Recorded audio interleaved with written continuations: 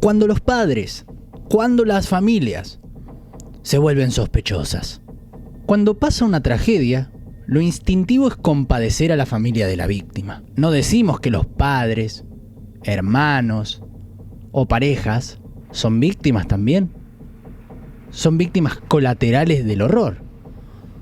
Pero, ¿qué pasa cuando empiezan a surgir silencios incómodos, versiones contradictorias y miradas esquivas? ¿Qué pasa cuando la lupa de la sospecha se posa precisamente sobre aquellos que deberían proteger y llorar a sus seres queridos? Cuando los familiares se vuelven sospechosos, entramos en un terreno oscuro y tabú. Es la pregunta más incómoda que rara vez se formula en voz alta. ¿Y si el entorno más íntimo no fuera solo víctima? En esta editorial vamos a explorar este patrón inquietante a través de varios casos resonantes. Casos en los que los silencios, contradicciones y actitudes extrañas encendieron la alarma de que tal vez el enemigo no venía de afuera, sino que dormía bajo el mismo techo. Así vamos arrancando. Ecos de sospechas en casos emblemáticos.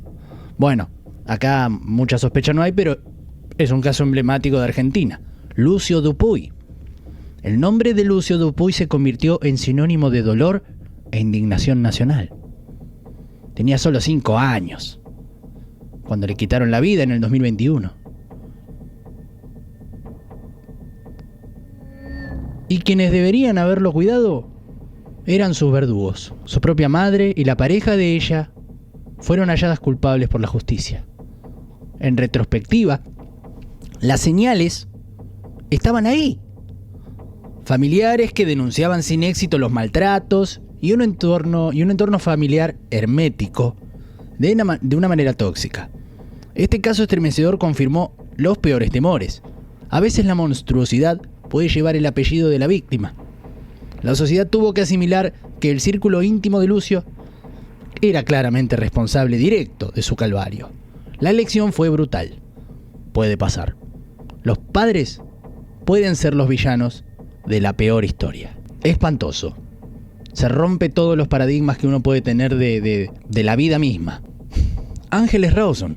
En el 2013, en Buenos Aires, sucedió una desaparición y muerte de Ángeles, de 16 años. En las primeras horas, la investigación miró hacia adentro de su casa.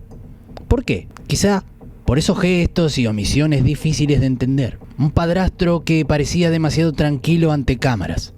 Una madre cuyo dolor algunos percibieron como frío. Declaraciones que no cerraban del todo. Durante días los titulares insinuaban que la familia podría estar ocultando algo. De hecho, llegaron a allanar la casa mientras velaban a la chica. E incluso detuvieron al padrastro de manera preventiva cuando ciertas inconsistencias surgieron en su testimonio. Al final, la trama dio un giro inesperado y el verdadero culpable fue un tercero, inesperado en cierta medida, el portero del edificio donde vivían. Pero durante un angustiante lapso, la sombra de la duda se posó sobre el entorno más cercano de Ángeles. Los silencios de la familia Rawson, en aquel momento, quizá por consejo legal o por puro shock, no hicieron sino alimentar la sospecha pública hasta que la verdad salió a la luz. Nair, con apenas 19 años, fue condenada por quitar la vida a su novio Fernando en el 2017. Aquí la familia quedó bajo la sospecha de encubrimiento desde el primer momento. La razón: el arma homicida pertenecía a su padre, un policía respetado. Hubo quien especuló que el papá habría intentado proteger a su hija desde las sombras, quizá manipulando evidencia o usando sus influencias. Y para añadir más confusión, años después, la propia Nair dio un volantazo insólito. Afirmó que su padre en realidad fue el autor del crimen. Esa acusación, que la justicia desestimó por inconsistente, dejó atónitos a todos. ¿Fue una estrategia desesperada de Nair para buscar una revisión de su condena?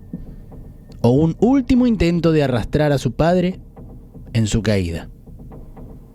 Es imposible saberlo con certeza, pero ese giro novelesco volvió a poner la lupa en la familia Galarza.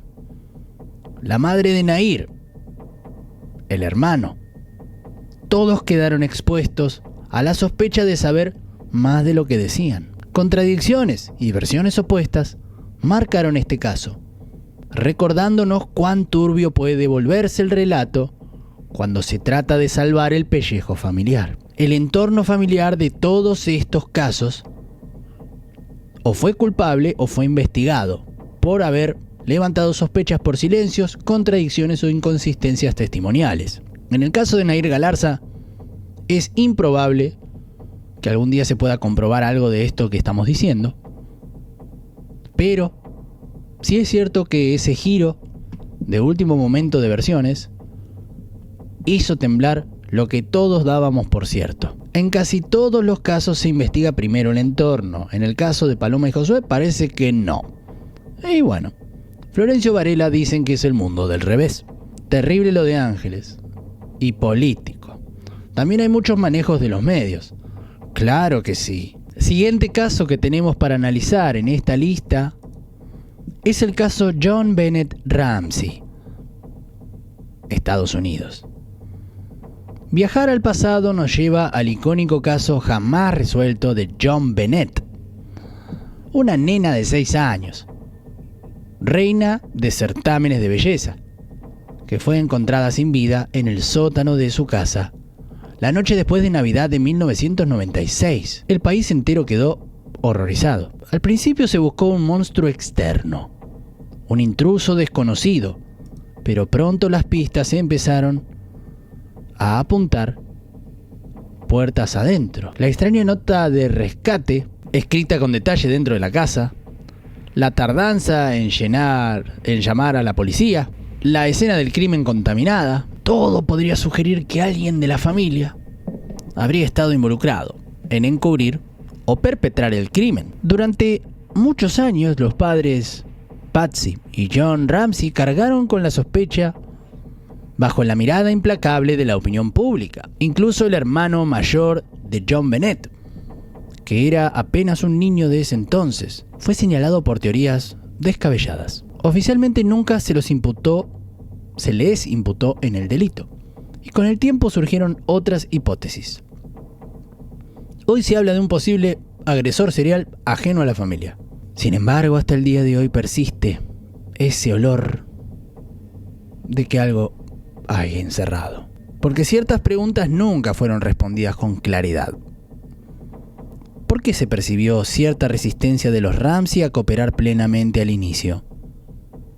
El caso de John Bennett Ramsey es el ejemplo paradigmático de los silencios prolongados y de un relato mediático que evitó acusaciones directas, pero que dejó entre líneas la posibilidad de que el asesino cenaba todas las noches en la misma mesa que la víctima. Siguiente y último caso de lista para empezar con el análisis completo: Madeleine McCann, Portugal, Reino Unido. Pocas desapariciones han sido tan cubiertas por la prensa mundial como la de Maddie, de 3 añitos, en mayo del 2007. Sus padres, médicos británicos, de vacaciones en el Algarve portugués, primero fueron retratados como padres desesperados buscando a su hija secuestrada. Pero conforme pasaban las semanas, sin rastro de Madeleine, la narrativa dio un giro inquietante. La propia policía portuguesa nombró sospechosos formales a Kate y Gary McCann, los papás.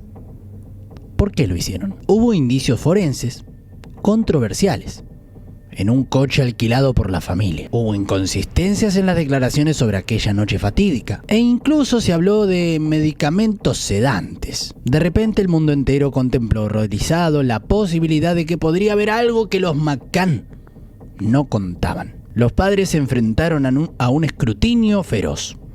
Algunas teorías insinuaban que Madeleine había muerto accidentalmente en el departamento y que ellos se encubrieron todo simulando un secuestro. Nada de eso se comprobó, y tras meses de tensión, las autoridades retiraron la imputación en contra de ellos. Los McCann volvieron a Inglaterra e insistieron siempre en su inocencia mientras seguían buscando a su hija. Con los años, otras líneas de investigación apuntaron a depredadores fuera de la familia, pero la semilla de la sospecha jamás se eliminó del todo, por lo menos en el imaginario popular. Hasta el día de hoy en foros y documentales flota esa pregunta prohibida. ¿Y si en el caso de Maddie la verdad estuviera encerrada en el silencio de sus propios papás? Es un pensamiento terrible, quizá injusto, pero que nació de aquellas contradicciones y del vacío de respuestas contundentes. Todos estos casos, tan distintos en sus detalles, comparten un hilo común. En algún momento la duda cayó sobre la misma familia.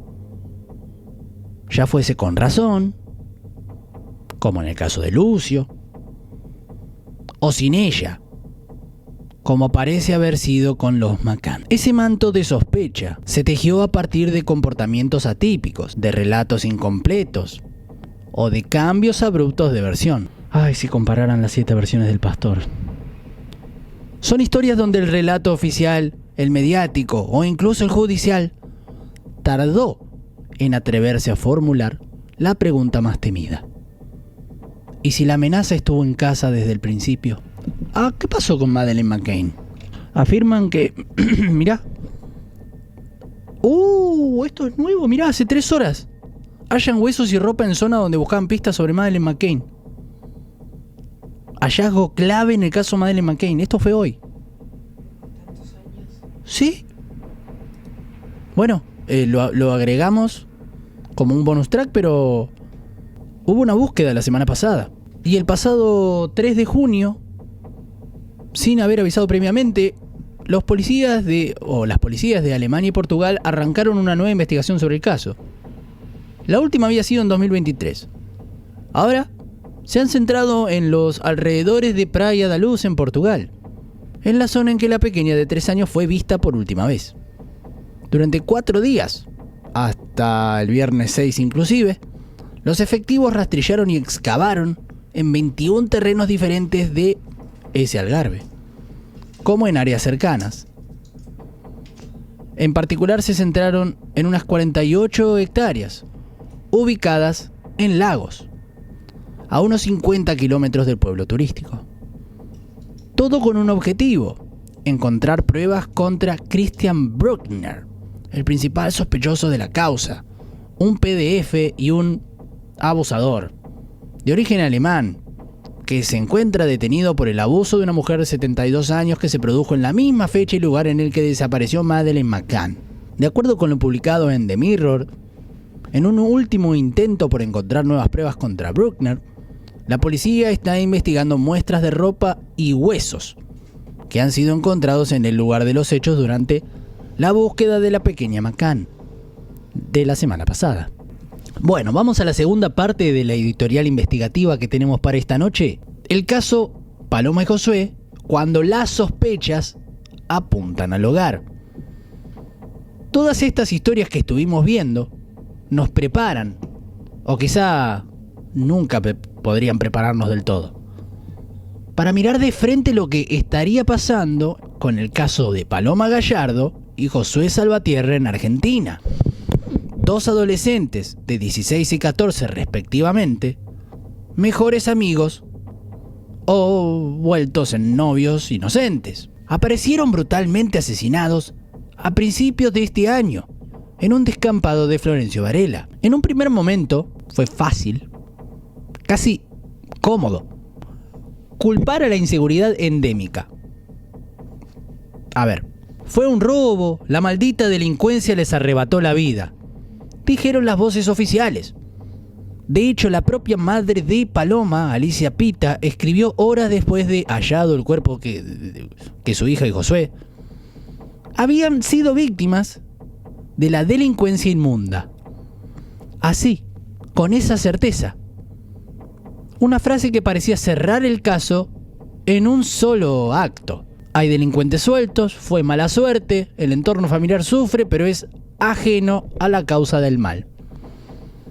El mismo momento, cuando hacían esas aseveraciones, ponían vallas en su casa y empezaban a criticar a los medios desde el primer día que se supo que los cuerpos fueron hallados sin vida.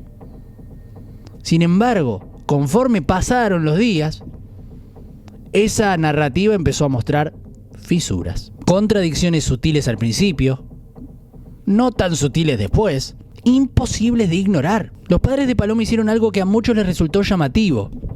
Condujeron su programa de radio y YouTube horas después de encontrar el cuerpo de su hija. En medio del shock inimaginable, ahí estaban Omar Gallardo, padre de Paloma, y Alicia Pita, hablando ante el micrófono con una entereza asombrosa, dando detalles de la relación adolescente de Paloma y Josué, casi como si estuvieran contando una historia ajena. ¿Se aferraban realmente a su fe y a su rutina para no derrumbarse? Podría ser. O tal vez querían tomar el control del relato público desde el minuto cero. También podría ser. Es difícil de juzgar, pero definitivamente no es la reacción típica que uno espera de padres acabados de enterar de semejante tragedia. Ese mismo día, Alicia clamaba justicia en redes. Sí, pero ya marcando el camino hacia una explicación concreta. La culpa era de unos desconocidos violentos al acecho. Ni una palabra de duda, ni un no sabemos qué pasó realmente. Tan seguros estaban de la teoría del robo que a algunos les sonaba ensayado. Después vino el comportamiento de Omar, el papá. Omar, ya sabemos, su vida entera gira en torno a la congregación y a la contradicción. Sabemos, porque sus propios allegados lo contaron luego, que tenía una actitud muy estricta con Paloma y también con su hijo Santiago, especialmente en lo referente a novios y tentaciones de la juventud. Se dijo que no veía con buenos ojos que su hija de 16 años tuviera una relación con un chico de 14, aunque finalmente parecía aceptarla a regañadientes. Un padre protector, casi controlador, según pintan esa imagen, ¿verdad? Nada de esto lo convierte en culpable, de nada. Claro está, pero agrega color a lo que vino después. Omar comenzando a cambiar de discurso sobre lo que pasó. Primero acompañaba la versión de que todo fue un asalto al voleo, pero en cuestión de días viró hacia una teoría mucho más oscura. Aseguró públicamente a mi hija la violaron antes de matarla y que Josué habría muerto defendiéndola. Describió con una mezcla de furia y una mezcla de dolor la escena brutal de 3 o más agresores lapidando a los chicos con piedras en un intento de abuso sexual. Podría haber sido tal cual él lo narra, por supuesto, pero los investigadores no tardaron en puntualizar que la autopsia preliminar no había encontrado signos de violación ni de que los jóvenes estuvieran atados, ni nada extraño. Omar insistió, pidió una segunda autopsia, reafirmó que vio marcas sospechosas en el cuerpo de su hija cuando reconoció el cadáver, contradiciendo a la persona que le habría mostrado supuesto cadáver. Insistió tanto que hasta el abogado de la familia, de él mismo, decía que no compartía esa teoría. Ellos manejaban este nivel de descontrol desde el principio, pero cada vez se fue agravando más. ¿Por qué Omar se aferró tan vehementemente a la idea del ataque sexual, si la evidencia no lo respaldaba? Algunos sugieren que podría haber sido para reforzar el carácter de martirio de su hija, para desviar cualquier otra sospecha o simplemente porque en su fuero interno necesitaba creer que fue ese el motivo y no, por ejemplo, algo relacionado con la relación amorosa que estaban teniendo los chicos o con un conocido.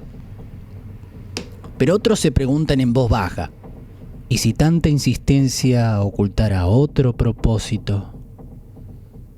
Porque al descartar rápidamente cualquier línea investigativa alternativa y enfocar todo en monstruos anónimos violadores, se cierra la puerta a examinar el círculo interno. De nuevo, no estamos afirmando nada, pero el olfato periodístico nos hace al menos levantar una ceja ante indicios tan sospechosos.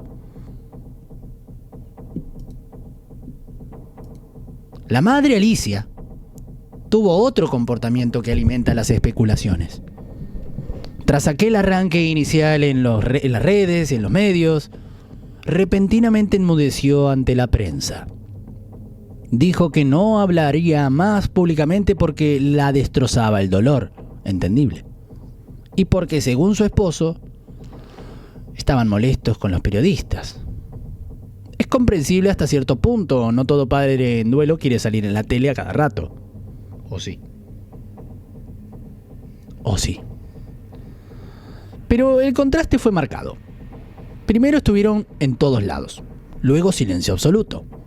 Y en ese silencio las preguntas que nadie de la familia responde empiezan a multiplicarse. La última vez que vimos a Alicia fue en el homenaje en la coronación a Paloma. El entorno devoto de la familia luego empezó a ser puesto bajo la lupa. Porque cuando la religión entra en juego, la imaginación popular vela hacia ideas de sacrificios, castigos divinos y secretos inconfesables. De nuevo, nada de esto tiene prueba alguna, pero el clima de sospecha está instalado. ¿Y qué hay del hermano de Paloma? Santiago, el hijo mayor de los Gallardo, ha permanecido prácticamente invisible en todo el proceso. Un chico joven que perdió a su hermana de manera violenta. Su silencio puede ser puramente el de un muchacho abrumado por el dolor y el caos. No todos pueden o quieren enfrentar a las cámaras o a la policía en esas condiciones, es cierto. Pero los más suspicaces señalan que su ausencia total del ojo público es por algo. Piensan que es el eslabón débil de una cadena. Además, cuando hay antecedentes, no de robar un kiosco, no de... no sé, no quiero relativizar la delincuencia, pero... no de que te agarraste las piñas o... sí, bueno... No. Hay antecedentes de este muchacho autosatisfaciéndose delante de personas siendo mayor de edad y delante de menores. En casos así uno esperaría que ante este tipo de información se caiga el mundo, pero al parecer esto evidentemente es solamente otro matiz extraño de un cuadro que ya de por sí es desconcertante. Mientras tanto, la investigación oficial podría estar avanzando a paso lento, al menos de cara a la opinión pública. No hay detenidos firmes. No se sabe quién mató a Paloma, quién mató a Josué. Surgieron trascendidos de un giro en la causa. Se habló de cuerpos movidos en carros. Se habla de la escena fraguada, que está claro. Entonces cada vez se complica. Se complica. ¿Es entendible la indignación del pastor si fuera inocente? ¿Qué padre querría cargar encima con la acusación infame de ser partícipe en la muerte de su hija? Pero, desgraciadamente, después de tantos casos que nos enseñaron a desconfiar y de tantas contradicciones, indicios y cambios de versiones, la idea ya está. El propio abogado se tuvo que despegar. ¿Por qué surgió esta línea de sospecha contra el padre, en primer lugar? ¿Acaso fue alguna prueba que apuntó directamente a él? ¿O fueron simplemente las contradicciones una tras de otra en la cronología blindada de los Gallardo?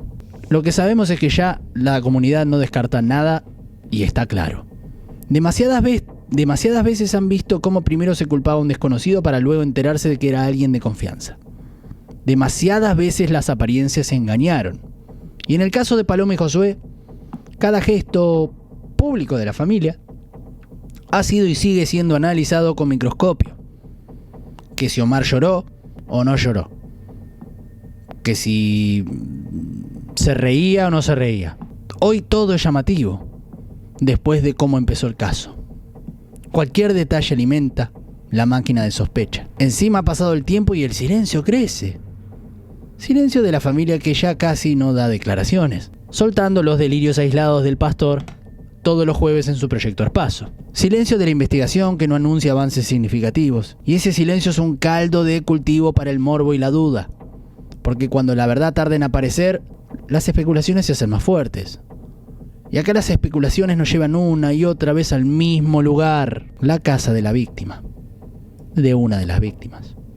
¿Será posible que, como en aquellos casos que hemos repasado, estemos ante otra historia donde el peligro estaba en casa? Que alguien muy cercano a Paloma supiera más o incluso tuviera algo que ver con este crimen atroz. De nuevo hay que ser responsables. No acusamos a Omar. Alicia o alguien en particular, pero planteamos las preguntas que muchos se hacen en silencio. Las contradicciones y elementos llamativos están ahí. Es un hecho. La forma en que murieron los chicos, golpes en el cráneo, hace que más de uno se le erice la piel al recordar cierto simbolismo bíblico con la lapidación, ese castigo arcaico por haber perdido la pureza que mencionó un periodista en la televisión. ¿Una macabra coincidencia o un siniestro eco de fanatismo? No hay prueba alguna de lo segundo, pero la mera posibilidad nos hace temblar. A mí me pone la piel de gallina. Más cuando sabemos que Paloma creció en un entorno de férreas convicciones donde el pecado sexual fuera del matrimonio estaba mal visto, considerado un pecado mortal. ¿Es descabellado pensar en un posible crimen de honor en pleno siglo XXI? La verdad, el miedo y el silencio. En esta encrucijada nos encontramos con el corazón dividido entre no querer creer que unos padres sean capaces de algo tan atroz, o familiares, y no poder ignorar los indicios que sugieren mirarles de reojo. El miedo a la verdad puede ser poderoso. Muchas veces por miedo preferimos comprar la historia sencilla del loco suelto, antes que admitir la posibilidad del monstruo familiar. Porque aceptar eso duele. Significa que ningún nene, ninguna persona está 100% a salvo, ni siquiera en los brazos de quienes deben protegerlo. Significa dinamitar nuestra confianza más básica. Pero si algo nos enseñaron casos como el de Lucio Dupuy es que mirar para otro lado solo prolonga la injusticia. El silencio cómplice, ese silencio nacido del miedo o la conveniencia, es el peor enemigo de la verdad.